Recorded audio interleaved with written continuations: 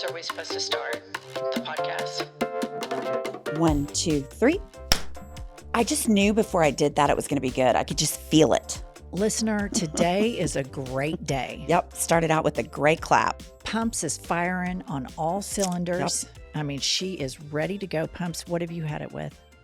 I have had it with service people giving you a time slot of like 5 hours when they're going to come fix your appliance or internet or whatever. It's like, I don't have a client that I say, okay, well, I'll meet you at the office between 1 and 5. The window. The service window. The window.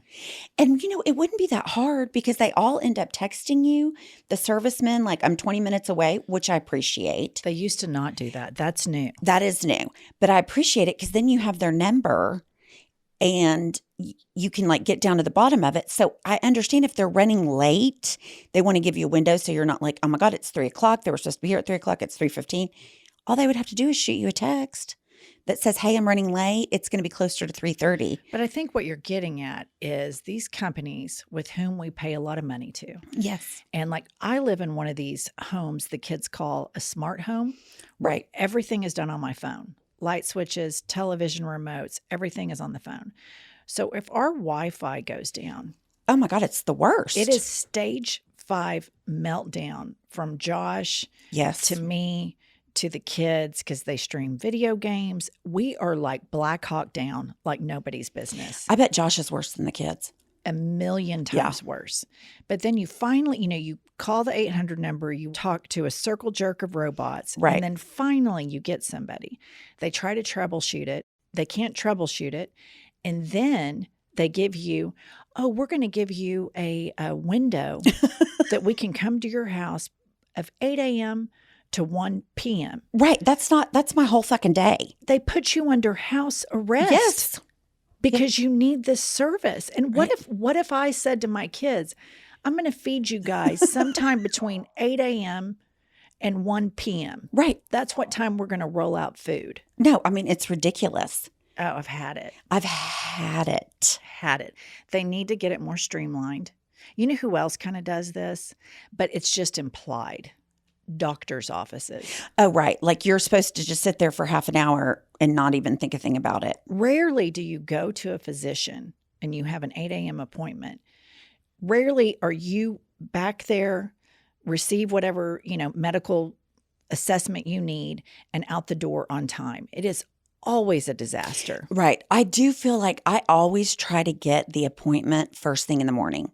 And our doctor does a 7:30 in the morning appointment. And I always like that 7:30 in the morning. It's the same with flights. The first flights are always on time. Well, before I tell you what I've had it with, I need to tell the listener that I'm going to take you on a journey. Oh, gosh. On a journey of what it's like to go to my best friend Pumps' house. So when I go up there, which is rarely because I usually make her come to me. Right. 5 miles. It's not that far. Because it's in my bubble. But anyway, I'll have to go up there and she'll say, just come in through the garage. Right. So I walk in and let's say it's 7 p.m. Okay. And I walk in the house and the first thing that strikes me is how dark it is. Oh, I'm a vampire. It's so dark that you cannot see anything. So then you assume, my assumption is, she must have ran an errand. Right. She probably went to the store. But then I look in the garage and there's your car. Right.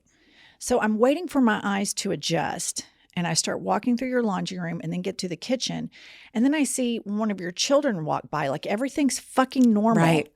And you cannot see a goddamn thing. It is pitch black, like you're living in a third world country with zero power, zero light pollution, zero starlight. I mean, it's like an overcast night. And the child is like, oh, hey, Jenny, like they can see me perfectly. Right. And then it gets worse because then you make your way back to Pumps' bedroom. And just when you think it can't get darker, right, you open up her bedroom door and it is incredibly dark, like blindingly dark. You cannot see a thing. But then in the bed, you see this woman fluffed up like nobody's business. And I love a good fluff. So I'm not knocking the fluff. And then her face is subtly illuminated with an iPad. And there's 95 beverages next to her. And then you see a poof of vape smoke. And everybody in the house is acting like this is totally normal. They're like, oh, hey, Jenny, come on in. I can't see a fucking thing. The dog's walking around. Everybody's adjusted to living in this darkness. And then Pumps will say to me, God, my kids just, they always say they have anxiety. I just think they could be the biggest pussies on the planet. I'm like, they have anxiety because they can't fucking see. They've been raised in total darkness. No, I don't think so at all. I don't think that's, the anxiety part, I don't think it's attributable. I do. To the Dracula. I do. It is unbelievable. It's like you live in like the post World War II where everybody conserved everything all the time. Like turn off the light. There is not one light switch on anywhere. No, I know. I like it dark. And it's funny that you say that because I've had 3 neighbors in my life, like my adult life. And every single one of them have been like, oh my God, your house is so dark. And I just love it. I just think I've had it. With the darkness? I've had it with the darkness. I think that just a little bit of ambient light, a nice lamp, soft in the corner, would be good for you, good for your children, and good for guests, just to have a little bit of an ambient light. I'll agree with the guest, but no. Fuck the kids. They're living in darkness. No, they're used to it by now. They like it dark too. Well, I would like to welcome everybody to I've Had It podcast. I'm Jennifer. I'm Angie. And she is the Princess Diana of podcasting. People are going to hear that and get offended because everybody loves Princess Diana. Everybody loves you. You're the star of our show. It's not a big jump. It's not a big jump. No, you're right. Okay. You're such a humanitarian. Right, running around in my tiara. I've Had It is sponsored by BetterHelp. Jenny, as you know, I have been struggling my whole life with raging codependency, but it wasn't until therapy that I was able to identify this about myself. I've had the same struggles, Pumps. Being in a relationship with a recovering alcoholic, I felt helpless and alone at so many points in my life. I personally have benefited so much from therapy. I had to really dig deep about myself in order to grow. Yes, growing emotionally is such an important part of adulthood. If you are thinking of starting therapy, give BetterHelp a try. Discover your potential with BetterHelp. All you have to do is fill out a brief questionnaire to get matched with a licensed therapist, and you can switch therapists at any time for no additional charge. Again, discover your potential with BetterHelp. Visit betterhelp.com/hadit today to get 10% off your first month. That's BetterHelp, HELP.com/hadit. I want to introduce our guest today. His name is Jared Freid. He is a comedian and he is the host of You Up. He's going on tour in Europe soon. So jealous. And I did a deep dive of his Instagram, and he totally hate watches The Bachelor and The Bachelorette. And I cannot stand The Bachelor or The Bachelorette, but I live for the hate watching narrative that this guy pops out on Instagram. It is some high quality hate. I can't get enough of it. Let's get Jared on here. Jared, how are you? I'm good. How are you? Excellent. Excellent. I'm Jennifer, and this is Pump. She's the star of our show. Up. She's obnoxious. Totally obnoxious. I am. I can already tell the dynamic going on here, and I love it. Well, Jared, what we like to do here, there's a lot of podcasts out there that are about how to become a better person and how to find serenity. I don't listen to those. Well, you're in the right place because what we do is some world-class shit talking here, and I just want to jump right to it. Tell us what you've had it with. Okay, so I'm wearing a hat. It's a Lions hat. I don't care about the team, but it brings you into the worst conversation. You can't wear a hat unless it represents you and where you're from and who you're a diehard of and where, and if you're wearing a hat, someone will look at you and there are people and it's the lowest form of personality. is they see the hat and they go, ew, I like another team because I was born in a vagina in another state that I had no control over. And it's like, get out of here. You're bad at conversation. You're bad at talking to people. We can have a thorough, in-depth talk. And why the Lions hat? I'm from Michigan. I don't care where you're from. I wore a hat because it looked good on me. If the hat could literally say, go China, and if it looked good on me, I'm with it. I'm wearing the Go China hat. I relate to that level of vanity. I do too. Far more than I do relating to like a team. Like now there are some tennis players that I really like insanely love, but if I like a team and the color doesn't look good with my skin, I'm not wearing their merch. I'm out. It's over. It's over. I'll silently give a fist pump when they score. And that's about it. Like, I don't need, it's just like, it's this weird, we have to connect. I don't need to connect with everyone I walk down the street and see. I just need to connect with the mirror that I look good at, that I think I look good at. Also, I just went to the doctor. I'm in the waiting room. And all of a sudden, I smell soup. And I'm going, and I'm sniffing around and I look to my left. It's 9:30 in the morning.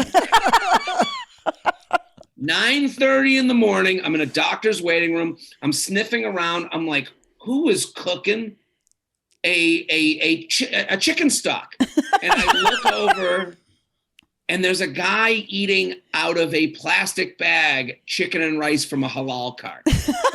Okay? We're in the doctor's office. There are 2 allowable smells at a doctor's office: mint or Clorox. Anything else, I don't want to smell your lunch, your dinner. Right.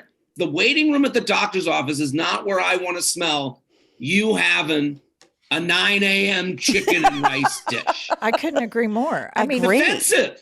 It's completely offensive and it's over the top. And I think that this is something that needs attention and a light shine onto it. When you go, like I'm an interior designer. I have an interior designer studio, super chic, great furniture. Right. You don't want to walk in here and smell salmon. Right. No, that's the thing. It is mind, body, and soul to speak to the assholes who have podcasts that we hate that talk about positivity. I'm just saying, when I walk into somewhere, the smell has to match the atmosphere. Right. It's got to match the brand. And what we really need are social referees. I totally agree. People, walking around in the striped referee suits. They're not police officers. They're social referees. So they can't give you a ticket, but they're going to give you, like in soccer, there's yellow card, red card. Yellow card is a minor offense. You've been warned. Right. Red card, you don't get to vote anymore. So or breed. Right. I think some of these people should be like, you're not allowed to breed anymore. Right. This violation 2 red cards. Right. is so socially egregious that you should be removed from the gene pool. Like you should not be able to breed anymore because we don't need more of you. Right. Having a turkey dinner in the waiting room of a doctor's office, that's more than a warning. That's more, we're gonna take you out of the voting thing. If you like, I was in an Uber and the driver, they were drinking a bottle of water. Like, I'm not the biggest conservationist. I'm not the biggest recycler. I'm not a We Are the World guy. Happy Earth Month to you both. I will say this. I will do what's socially, what I will fall in line with, being a human being. This person chugged the plastic water bottle, opened the window, threw it out the window. No. And listen, I don't care enough about the earth to be like, stop the car right now. I got to get where I'm going. Right. I am offended enough where I literally put my seatbelt on. I was like, if this person's capable of throwing the bottle out the window, I don't know what's coming next, but I'm going to wear my seatbelt because then I think of my mom. I always have this Jewish mom voice in my head. You just go commenting on what I did. So I just imagine like the person getting in an accident, me, having horrific injury, and then my mom going, "You just don't wear your seatbelt in a car where someone throws the bottle out the window? You're just going to sit there like a yutz? You're going to sit there? You're not going to, you don't even wear a seatbelt? You see someone throw trash out the window? You don't think that's going to get worse? What are you doing?" And I put on the seatbelt. That's right. That, some people have a conscience. I have Kim Freid, my mom, yelling at me. I listened to you on a podcast, your J Train podcast. Mm-hmm. And I think you said your mother was the Navy SEAL of body shaming. Is that right? I say a lot of things. I like that line. No, I think you said it. You were like, sure, the Navy SEAL of body shaming. I thought that was classic. Right. She'll slip it in there. I mean, like, listen. She'll be, it's like one of those things. It's like, how like a Navy SEAL knows how to kill you with their right thumb. Right. My mom can make you think about how much you weigh just with like a little tiny, comment. Like, I don't know. I think it's like, body issues are familial. They are passed down from generation to generation. Growing up, I remember going and trying on clothes, and I was, young kid dealing with weight issues, and she would go, "Try on these pants." And I remember she would like the pants, and then I would try them on, and I'd be like, I'd get like a calf into them, and it'd be like over, and I'd be like, "No, these pants aren't working." I'd come out, I'd be like, "They don't fit." And she'd go, "Why?" And I'm like, "I don't know. They don't fit. I don't know why an explanation is needed." She goes, "Well, try them on. I like them." I go, "They don't fit." And it's like, "Why?" And I go, I don't know. Have you heard of calories? Have you heard of me eating pizza? That's why. What do I need to tell you? I'm a fat fuck. I'm 10 years old. I'm growing. What do you need? What other explanation? They don't fit. Let's move on. We'll move on to the next pants you like. This doesn't have to be me turning down grandma's jewels. This isn't what I'm turning down. I'm turning down a pair of pants that don't fit me. I'm a 34, okay? We're not a 30 anymore. So I have two sons, 20 and 16, and I take them shopping. Okay. And I have an idea of how I want them to dress. Right. And they have their idea of how they want to dress. And so we're like in Paris or London or New York. And I'm like, "Oh, let's go, to some bougie ass, place like Gucci or somewhere." And he's like, "No, I just want to go to this vintage store." So we're in Paris and we go over to this vintage store, and we live in Oklahoma City. And there's like a famous pizza place called Hideaway Pizza in Oklahoma. And Josh and I refuse to go into the vintage store. And my son comes out and he's like, "Oh my God, they had a Hideaway Pizza t-shirt." And I'm like, "That's fucking awesome. We came all the way to Paris to get a shirt that we could get in Oklahoma City." That's great, boys. But it is, I feel your mother's pain to an extent, but I also see now how much I torture my sons through you when I take them shopping, because I have this vision of just how chic they can look, and they just roll their eyes, and they're so irritated with me. I understand it. They are a reflection of you. You know, you're sending out your tenders, the little boats from the mama ship, and they are a reflection of you. I understand. And your son's like, "No, I want to spend €80 on a shirt that I could have gotten from, Oklahoma City, but it was worn by a guy named Pierre." Tell us what you thought about Oklahoma City. And listen, we're thick-skinned, so tell us honestly. Okay. The people of Oklahoma City had homeschooled energy. Oh my gosh, no. They were very nice, but there was like, what is wrong with you people? I think I just like, I come on strong as I did on this show. I'm loud. I'm very Northeast. I didn't even realize how Northeast I was until I traveled the country. And there is a little bit of like, just like looking at me like, what is this animal doing? I would say though, Oklahoma City, of all the places I've been to, it's like, it is I'm going to Europe this Sunday, and Oklahoma City was like the most foreign American place to me. Like it wasn't like, I went to that like line dancing. They were line dancing, the DJ just looked like a cowboy guy. And like, I was like, it was actually like sweet, you're like, it was nice. It looked like the people that would make fun of someone for dancing, we're the ones dancing. Right. It was the guy that I would expect to be like, I don't go on no dance floor, was like, twirling their gal. And it was Right. I was like, I don't know if there already is, but like, this is National Geographic as much as going and seeing, the natives of another country do what they do. Like I was watching in a way where I was like, oh, this is so honest. Listen to this. When I was younger, in my 20s, I always went to the gay bars with my gay friends. And there is like the, quintessential gay bar that's like a discotheque. And then like a few doors down, there is a gay boot scooting bar where it's full-blown gay cowboys. They're two-stepping. They're twirling each other. And the name of the bar was called Saddle Tramps.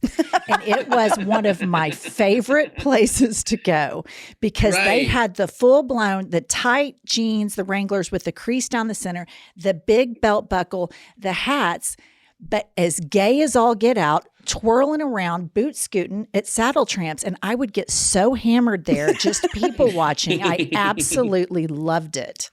Right. It's like, your culture's kind of unescapable, no matter what you are in that culture, like what your affiliations are, what your, and it's kind of the problem with like the world today is like, you see, men dancing at a cowboy two-step and you go, they are all this side of the aisle, this type of person. Right. Whereas like, no, but you turn to that person who's like, well, they're all, this political affiliation, this opinion. And you go, this is a gay bar, sir. And you're like, what? Get this. So before Tiger King was like, before COVID, before he was the Tiger King reality show, my husband's a photographer and GQ hired him to go out to, what's his name? Joe Exotic, to go out to his ranch in Oklahoma to photograph him because he was kind of this eccentric character that lived with these lions and tigers. So he comes back and I'm like, what was it like? He goes, man, that shit was fucking weird. So you got this overtly gay guy and he's totally like holstered up. He's got like 3 or 4 guns on him. He's got a couple of boyfriends running around and he's a fucking Trumper. It was the biggest trip I've ever seen in my life. Before you could even describe someone as a Joe Exotic type, that's what it, now because of the popularity of the, the Netflix show, you go, that guy's just like a Joe Exotic. And you go, okay, now I have that in my brain as a form of a reference. Yes. Then before, like the timing you're talking about, it's like, wait, what? Exactly. Like there's no reference to that. I remember him going, he was like, that was some weird shit. Okay. So I want to talk about, you're going to Europe. Yes. On tour, which I'm super jealous of because I love Europe. It's my favorite place to go. But I want to flip the script a little bit. We pick on Americans, obviously, in our podcast and stupid shit they do. But I want to look at things and I'm going to throw some stuff out here. This is what Europeans go on and on about us. Okay. This is what gives them the ick about us, like huge turnoff. Okay. Number 1, they think that we have barbaric eating habits. The free refills are disgusting. We're binge drinkers. The portion sizes, the all-you-can-eat buffets, absolutely gives them the ick. Disgust the shit out of them. I agree with them. I do too. These aren't like, it's not like, these things, I'm and listen, I am a active participant in these things. But Absolutely. I agree, right. Like my family's motto is more, and extra. Right. We want more, and extra. I don't care what it is. I just want to get all of it. And then I'll decide what I don't want. It is a capitalistic approach to life. Totally. It is us saying, let me grab everything. And then I'll parse out what I don't want. I'll give away my leftovers. I'll take the doggy bag just in case. And listen, I aspire to the lifestyle they have. Like I want to be able to go out, have a glass of wine, eat a little, half a piece of bread. But that's never going to happen. I'm going to have the full loaf. I'm going to drink the whole bottle. I'm a winner. I'm an American. I don't leave things to be eaten by others. I want, I get. Exactly. And then, like, I've been to Europe a couple times. I did show, and again, like, just like I never realized I was like a Northeastern American until I traveled more. You don't realize how American you are as American. Like, even, we all think, I'm not like those Americans. Yeah, I don't, Golden Corral ain't for me, whatever. And then you go there and you hear yourself through their, you put yourself in front of this different mirror. And I remember I was there, I was opening for my friend, Michelle Wolf, who's like one of the best comedians alive. She's fantastic. And I remember I got on set. The first stop was London and sold out shows. And in Europe, the stand-ups don't have openers normally. Oh. So it's like this it's a very proper way to do a show where you come out, they go, this is my show. And it's a little bit slower. I think American stand-up is more, every 10 seconds. Theirs is more story, a little bit more storytelling, a little bit more drawn out, more, again, ours is buffet and theirs is, coursed meal as far as performance is concerned. So I go on stage and they're like, what's going on? And then I'm like, so, and also Michelle's audience is a little bit more politically inclined. They're a little bit more, Oxford than, me. I'm a little more chimney sweep. And I remember I go on stage and I'm like, do you guys have mosquitoes here? And they're like, the whole crowd at once was like, yeah, you fucking idiot. Like we have mosquitoes. And suddenly you're giving off homeschool vibes. Right. Yeah. Right. You're the homeschooler. You're the homeschooler. Like, yeah. I'm looking at them. Okay. The next one is, it blows their mind that we have commercials for prescription medications. And these commercials are disturbing enough. We did a whole episode about it. Like, if the side effects, it's going to make you shit. It's going to make you vomit. It's going to make you want to kill yourself. But that just blows their mind that the capitalism is so big and so immense that you would find out about a medication from the television and then go to your doctor who went to fucking medical school for like 20 years and say, hey, I heard about this drug called Oxycontin. They say it's not addictive at all. Can you hook me up with some of that? It's funny. It's like those commercials have been around since I've been alive. So I can't. So to me, when I do think about it, I go, yeah, that is weird that they would have a commercial. It is weird. Right. I mean, Ozempic, it was in the news. I knew Ozempic before I even knew what Ozempic was. I was like, I've heard that name, and then they go, yeah, it's a diabetes medication that people are using to lose weight. And you go, I didn't even know it was for diabetes. I just thought it was weight loss. I just thought it was a commercial I'd see. I didn't know it was anything. But it's weird. It's like, in my, it's like, I can't remember like my friend's wife's name. And I can remember, I'm like, yeah, Ozempic. I know that name. Like, maybe people need to start naming, their kids Ozempic so I can remember. Okay. This is my favorite. So the Europeans have a hard time reconciling how Americans are like, there is violence everywhere in our culture, in our television shows, in our movies, in our gun culture. But then if they see a titty or an ass or a penis, I mean, the wheels come off. Right. And it is like, cover little Billy's eyes. Right. That is a tit and he cannot see it. We are so overtly offended by nudity, but yet violence and like slitting people's throats and blowing people's brains out, no big deal. Right. I wish it was different. I do too. Like I wish there was titties everywhere. And I'm going to run for office and my whole, campaign is going to be titties as far as the eye can see. You will see titties on billboards. You'll see titties in children's books. You're going to see titties on your Ozempic commercials. I'm going to make sure. And I think you could then say as your platform, you don't like my platform? Tough titties. That's right. Tough titties. Tough titties. You can shove it in your pussy. Shove your gun when the sun doesn't shine. Okay, something Right. we've totally had it with, which we obviously are what we call yak mouths, which are people that just fucking talk non-stop. TMI, like a prime example would be you have somebody come to service something in your home and they tell you the minutia of a dishwasher and water in and water out, and you don't give a shit. So Europeans think that all Americans engage in way too much TMI.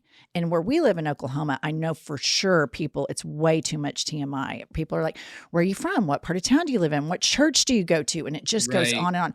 I find all of these things like very invasive, but I'm used to it. And so I can kind of coldly but politely guide it in other directions. But for Europeans, they're like, shut the fuck up, you guys talk too much, you overshare. Right. I'm with again, these are all things that like they're not wrong about. Like I was in Oklahoma City. I walked in the elevator and this person, there was two women. I think it was like a Kenny Chesney concert. There was some concert going on. So they're like in cowboy boots. They're in the whole deal. And I'm like, good for them. But I just come from the gym. Right. So I have headphones in. I go in the elevator. I like nod at them in a polite way. And they're like, you look so serious. And I'm like, What? I don't know. I go, maybe it's my eyebrows. I was like, I don't know what else to fucking tell you. And it's like, what did they want from me? I don't know what they needed from me. Like, did they want me to walk in the elevator like, hey, everybody? Like, if someone walked in to an elevator smiling, I would think they were about to blow up the elevator. Like, that would be my assumption. It would be total serial killer vibes. Right. I think Right. the biggest gift you can give somebody in an elevator is to walk on, a slight eye contact nod, and then shut the fuck up. That is not a place where we're going to get to know each other. Okay, here's something I think is really interesting, and I have noticed this difference. So when you go to Europe next week, I want you to take a gander at this. Use the restroom, not just the urinal, but the actual restroom at the airport, your last American port.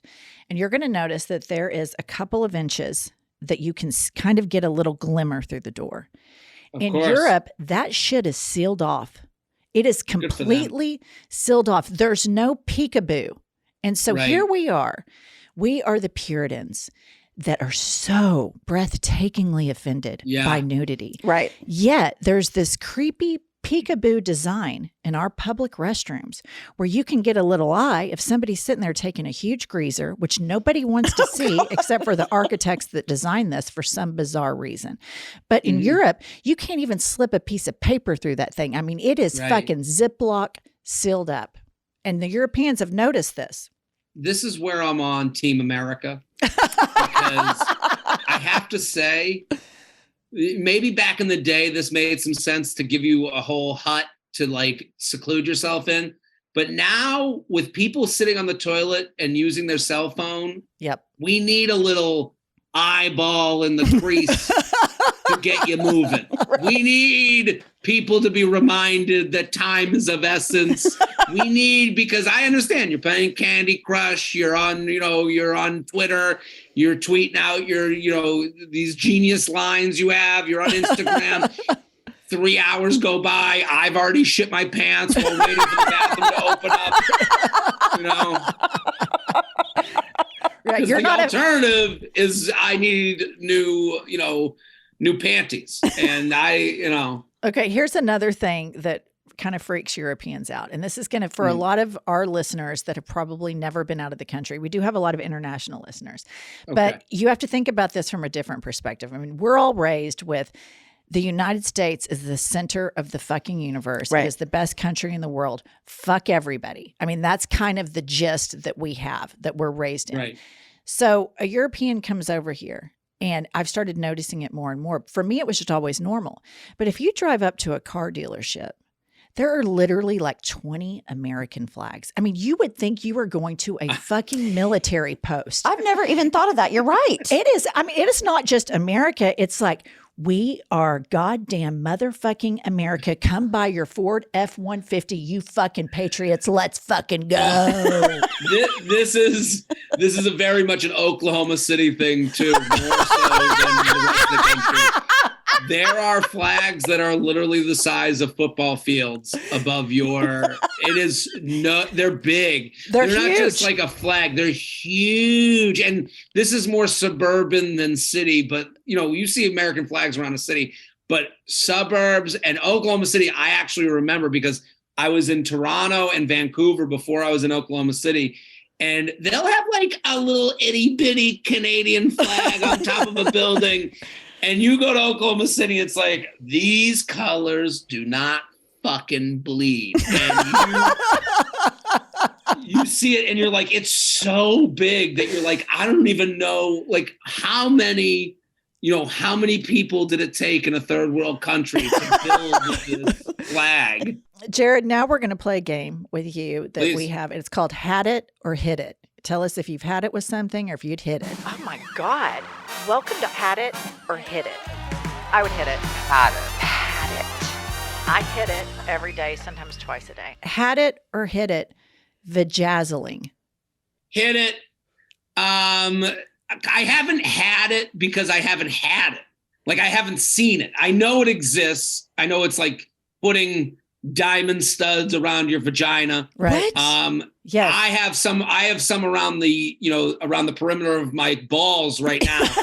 Very uncomfortable. But let me ask you this. Sitting is a nightmare. You start getting naked with a woman. So vajazzling pumps, or women put they decorate their vagines. They like with the bedazzler, but it's a vaja. Like bedazzling them, but you bedazzle do they your glue it on vagine. there? I don't know the ins and outs of vaginal I think it's like decor.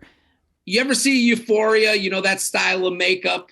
Right. The Euphoria look where it's very intense and there's glitter and sparkles around your eye. That, but a vagina, I would think. Here's my only concern with it is if this thing is, obviously you'd use some sort of skin glue or something. Right. Okay, so you start getting frisky, right? Mm-hmm. And there's a lot of friction. What if one of these jewels gets lodged up in the vagine?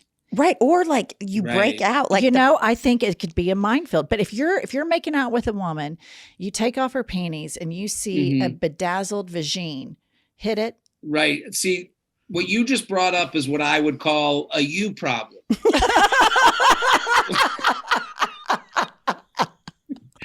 I'm hitting it because I just like, I think most men like the idea that women are thinking of sex.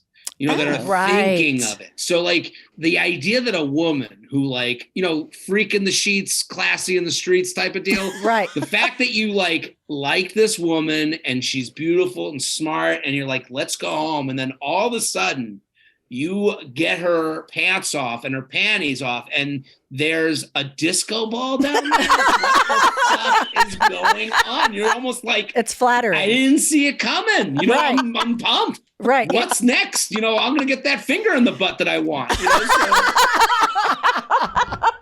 If she's willing to fucking turn her vagina into a nightclub, fuck yeah, we're gonna have some fun. This is an open, communicative woman who's modern and classy and looking to and creative, be inventive and creative. Right. I the love creativity. It. Okay. Right. Had it or hit it. Couples that have to do everything together.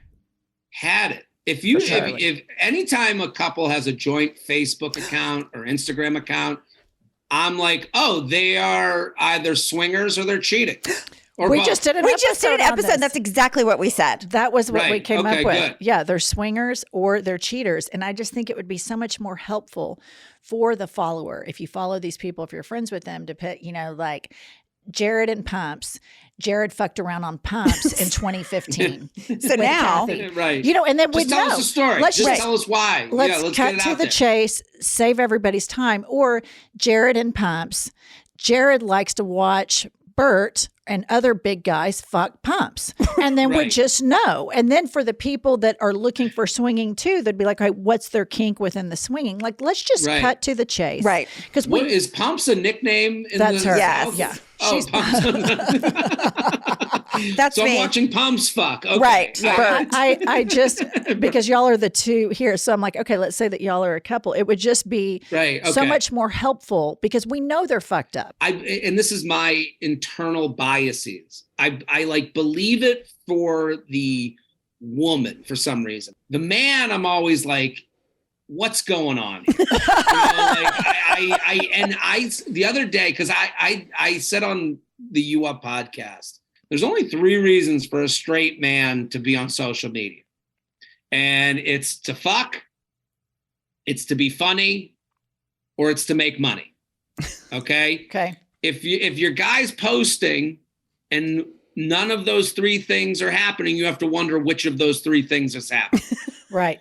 So if they're not making money from it, then they're trying to, and if they're not making a joke, then they're out there trying to be available to other people who might think that they look good in their picture. That is my opinion. And I mean, if we look at this honestly, women follow women for style tips, for makeup tips, for hair tips, for my ex-girlfriend, she used to be like, I follow her because I just love her style. Right. I have never followed a man because I'm like, oh, I love this guy's style. Oh my God. Anytime he links some skincare products, I am totally in. It just doesn't exist for me. Yeah. Right. Okay. Had it or hit it. Stanley cups.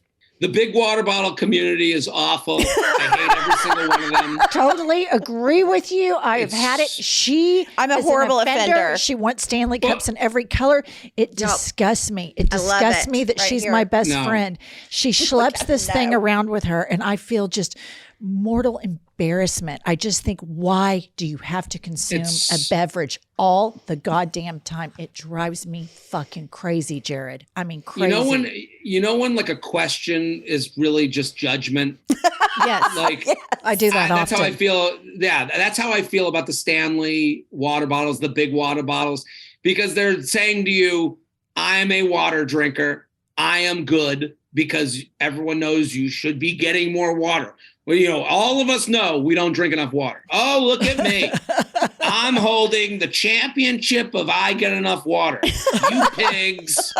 And it's like, what they don't want to tell you is that when they bought the bottle, they were at their lowest point in life. They were looking. Right. They were looking for a solution for a problem that they should probably get a therapist for. Right. That's what, you know, the water bottle to me signifies I had a horrific meltdown. That's what every time I see the water bottle, I know that was someone who was crying on the floor saying, I don't fit into my prom dress anymore. I need to do something. And instead of like doing an actual like regimen, they were like, a water bottle will make that happen. Okay, Jared, a couple more things I want to do with you. Okay. Fuck, marry, kill. Okay. Elizabeth Holmes, and she's that woman that did the Theranos. The blonde with the just had a couple kids. Yes, her. Yes. Elizabeth Holmes. Did she go to jail or not? She was supposed to go today, but they gave her a reprieve until her appeal, which I think is bullshit, by the way. But she had a couple of kids. Okay. Elizabeth Holmes, Melania Trump, Marjorie Taylor Greene. Oh, those are good. Marrying Elizabeth Holmes. Because we'll never have to worry about money. Like someone like that is always like, she'll go to jail and she'll have the most cigarettes in the jail within a month. Right. You know, like she scam always. Right. When you don't worry about money, life is a little bit easier. Right. So, and you know, I feel like she'd be an efficient, you know, sexual partner. She would be like, and you know, I'm gonna marry Elizabeth Holmes. I'm fucking Melania, just because I don't think it would be a fun sexual activity. I think I don't think she's really going for it, but I do want to like see what that's all about. Right. I'd kill Marjorie Taylor Greene. I can't deal with like a lack of awareness. Like I need you to go, even if someone is like a WWE wrestling person, I need one wink that like, yeah, I'm fucking around. You know, Right. I need that the fists to come down for 2 seconds to show your face to go, we're just joshing. Right. And then back Right. up. Like Right. I need that. So that would be mine. Okay, one more. Elon Musk, Mm-hmm. Tom Cruise, Chris Harrison. Marrying Chris Harrison, I think I think he'd be reasonable. I think he'd be a good partner. I think he Are you going to be the top or bottom? we would trade off. Absolutely. I think that's why where reasonability comes in. I think we would trade back and forth and cook each other dinner and listen to one another and really be a team approach. Okay. Who was the other one? Tom Cruise, Elon Musk. I'm fucking Tom Cruise. There's no question. That guy, he's like a jackrabbit. Like the energy. Can you imagine the energy he would have in the bedroom? Can you imagine? No, he does all of his own stuff. Yeah, I mean, he's probably. You're right. He's on the corner of the bed. And at he's the kind foot of the bed. crazy. You know, there's kind of a crazy fuck that you can get out of it too. You know, he's kind of unhinged and he's, like you said, a jackrabbit. I'm in on that. Right. He'd be all over the room. He's little. Elon, I'm killing Elon. I think he's Elon would pay a robot to fuck me. So I don't really I'm not gonna hug C-3PO after I'm done. I want a human connection. Right. Well, I mean, Jared, you do not disappoint. Absolutely. This was such a pleasure and such a blast. I really appreciate you having me. It was awesome. I have so much fun in Europe. Yeah, good luck on your tour. To our Thank you. listeners, you can find Jared on Instagram at Jared Freid, and I'm sure you're on TikTok and all the other shit. And then you have You Up podcast. And what's your other podcast? The J UA Train podcast, the J Train podcast. We got the Bachelor podcast.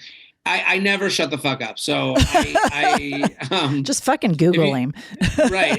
At Jared for Instagram is like the hub of my wheel, so to speak. So at Jared Freid and TikTok, I'm Wizard of Ha.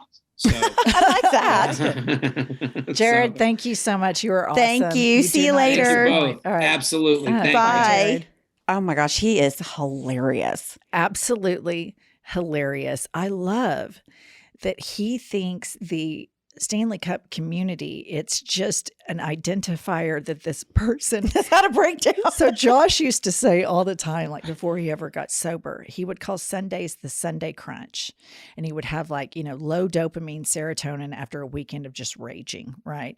And so Sundays it would be like, I'm going to Barnes and Noble. Right. I'm going to buy books. I'm self-help. I'm going to read books. I'm going to be at a bookstore. Right. And then I'm going to go to Whole Foods and I'm going to buy lettuce and I'm going to eat salads and I'm going to do these things. And it would, he'd do it like Monday and then Tuesday. And then Wednesday, he'd be like, well, I wonder what's going on at happy hour. What I loved is his well-reasoned fuck, marry, kill. I mean, they were very well thought out. I agreed with all of his choices. The fuck, marry, kill. I mean, he could be like the king of fuck, marry, kill. I kind of want to be the king of fuck, marry, kill. I'm really good at that. His were so good. We're going to have to, Kylie, on one of our Thursday episodes, Pumps, we will placate you. And Kylie and I will come up with some fuck, marry, kills. Right. Because you've got some stiff competition with Jared. I think of myself as really, really good, like top of the line in that game. But Jared might be the winner. The enthusiasm about it too. He wasn't butthurt. He was like, I'm going to fuck Tom Cruise. Right. He's going to be like a jackrabbit. He'll probably be great in the sack.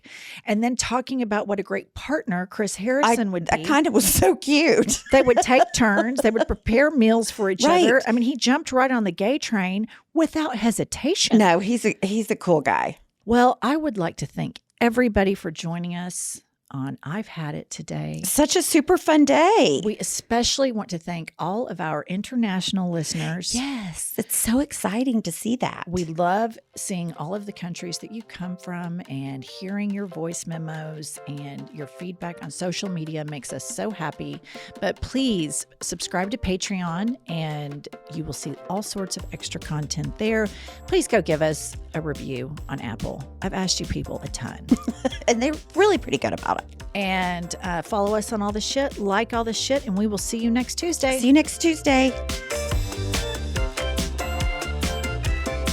I've had it with. Let's hear it.